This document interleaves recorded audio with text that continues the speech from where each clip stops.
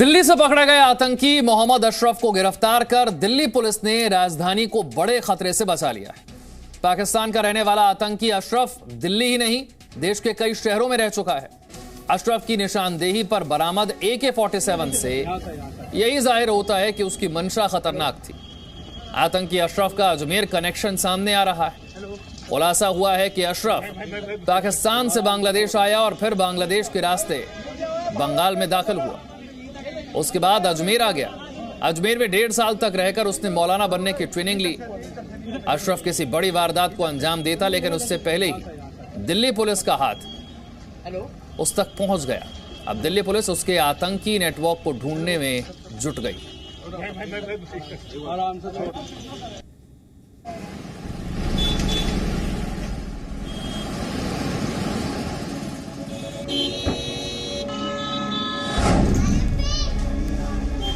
ये देश की राजधानी दिल्ली है।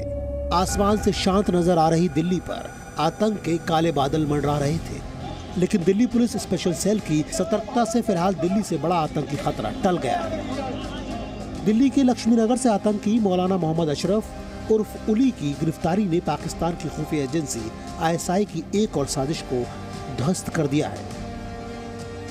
अशरफ बीते 15 सालों से दिल्ली में अपनी पहचान बदलकर रह रहा था और इन 15 सालों में उसने यहाँ पर अपना नेटवर्क तैयार कर लिया था। दिल्ली में वो ISI का एजेंट और आतंकियों के स्लीपर सेल का हेड था।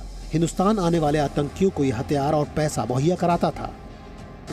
सर, ये पाकिस्तानी टेररिस्ट पकड़ा गया, भारत में कब दाखिल हुआ, कैसे दाखिल हुआ और किस तरह से अब तक चिपकर रह रहा था? ये 2004-05 के आसपास हम लोग वेरीफाई कर रहे हैं एग्जैक्टली इसकी डेट क्या थी।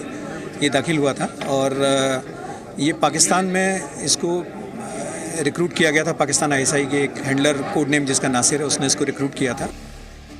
अशरफ से पूछताछ के बाद दिल्ली पुलिस की स्पेशल सेल ने AK-47, ग्रेनेड, पिस्टल और कारतूस बरामद किए हैं। अशरफ ने हथियार और बारूद दिल्ली के कालिंदी कुंज इलाके में यमुना नदी के किनारे झाड़ियों के बीच छुपा रखा था।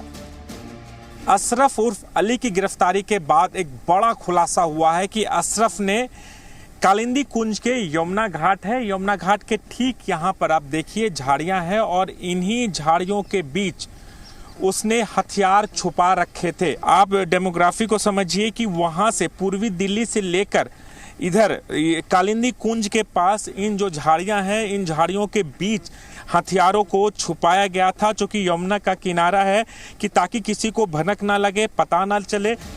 आतंकी अशरफ पिछले कई सालों से दिल्ली में रह रहा था, लेकिन वो देश के अलग अलग शहरों में भी रह चुका है। अशरफ दिल्ली के अलावा जम्मू कश्मीर, UP के गाजियाबाद और राजस्थान के अजमेर में भी रहा है। दिल्ली आने से पहले कई महीनों तक अशरफ राजस्थान के अजमेर में भी रहा है। अजमेर की एक मस्जिद में उसने 1.5 साल तक मौलाना बनने की ट्रेनिंग ली। माना जा रहा है कि वहाँ से ट्रेनिंग लेने के बाद उसने दिल्ली के लक्ष्मी नगर में अपना ठिकाना बनाया। मोहम्मद अशरफ से पहले 2014 में इंडियन मुजाहिदीन के आतंकी ज़ियाउर रहमान उर्फ वकास को भी अजमेर से गिरफ्तार किया गया था।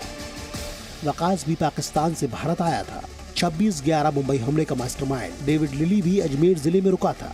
सवाल है कि आतंकवादी आखिर पाकिस्तान से भारत आकर अजमेर को ही क्यों चुनते हैं? आतंकी अशरफ ने फर्जी तरीके से सरकारी आइडेंटिटी प्रूफ भी बनवा रखा था।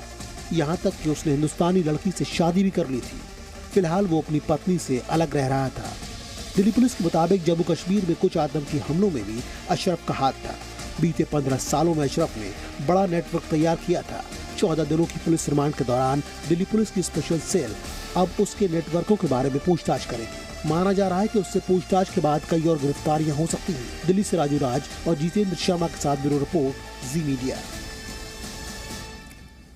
कश्मीर की शांति और वहां दम तोड़ता आतंकवाद पाकिस्तान की खुफिया एजेंसी सहन नहीं कर पा रही है, और यही वजह है कि बार बार पाकिस्तान कश्मीर को लेकर एक नई साजिश रचता है। अब ISI ने त्योहारों के मौके पर घाटी में आतंकी हमले का प्लान बनाया है और निशाने पर हैं मंदिर और हिंदू कारोबारी। वहीं अल-कायदा ने भी कश्मीर में जिहाद की अपील वाला वीडियो जारी किया है।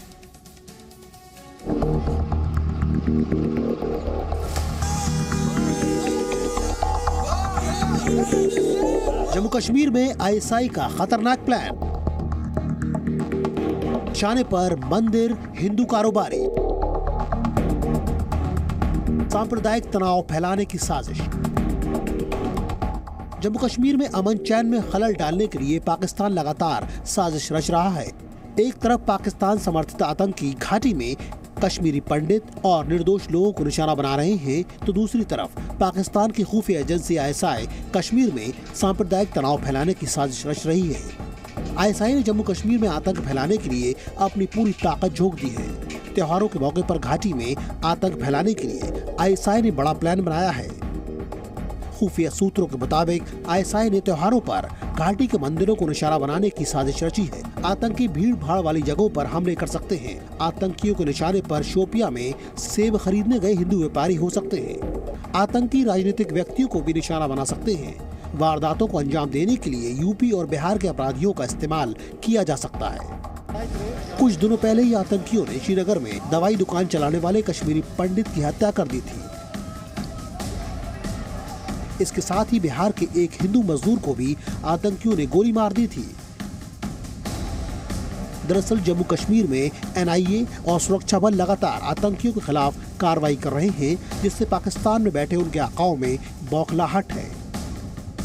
समाज में बांटने का प्रयास जिस तरह से किया जा रहा है, उसमें एक भावना ऐसी पैदा करने का, उससे जम्मू कश्मीर के लोग उसमें नहीं आएंगे, क्योंकि वहाँ पे एकजुटता, एक परिवार के रूप में, एक देश के रूप में वहाँ पर सब लोग इकट्ठे मिलकर जम्मू कश्मीर को आगे बढ़ाना चाहते हैं।